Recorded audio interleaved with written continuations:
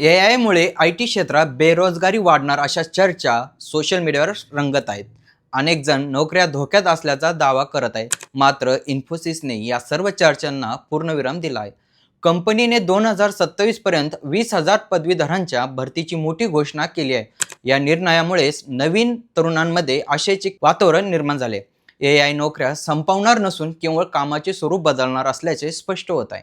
अफवांवर विश्वास न ठेवता स्किलकडे लक्ष देणे गरजेचे आहे. मात्र इन्फोसिसचे CEO सलील पारेख यांनी दावोस येथील जागतिक आर्थिक मंचच्या बैठकीत AI तंत्रज्ञानामुळे रोजगारांच्या नवीन संधी निर्माण होत असल्याचे स्पष्ट केले.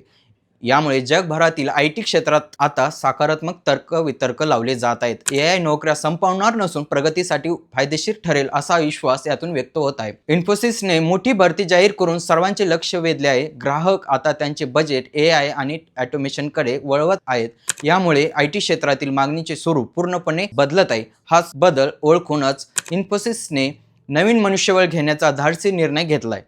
AIच्या भीतीपेक्षा त्यातूनच मिळणाऱ्या नवीन संधीवर कंपनीने विश्वास दाखवला आहे. या घोषणेमुळे जागतिक बाजारात भारताच्या IT ताकदीची पुन्हा एकदा चर्चा सुरू झाली आहे. IT क्षेत्रात नोकर कपातीची चर्चा असतानाच इन्फोसिसने सकारात्मक चित्र मांडले आहे. आम्हाला नोकऱ्यात घट नाही तर वाढ दिसत आहे असा विश्वास CEO सलील पारेख यांनी व्यक्त केला. कंपनी 1 एप्रिल 2026 ते 31 मार्च 2027 दरम्यान 20,000 पदवीधरांची भरती करणार आहे. विशेष म्हणजे चालू आर्थिक वर्षाच्या पहिल्या 9 महिन्यातच 18,000 तरुणांना संधी देण्यात आली आहे. केवळ तिसऱ्या तिमाहीत कर्मचारी संख्येत 5,000हून अधिक भर पडली आहे.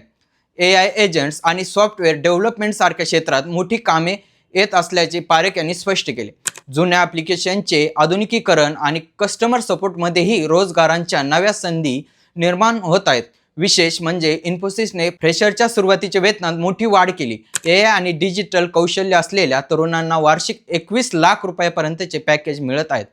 IT क्षेत्रात करिअर करू इच्छिणाऱ्यांसाठी ही खरोखर सुवर्ण संधी ठरणार आहे. इन्फोसिसच्या या निर्णयामुळे संपूर्ण IT क्षेत्राला नवी दिशा मिळेल का? तुमचे मत कमेंटमध्ये नक्की कळवा.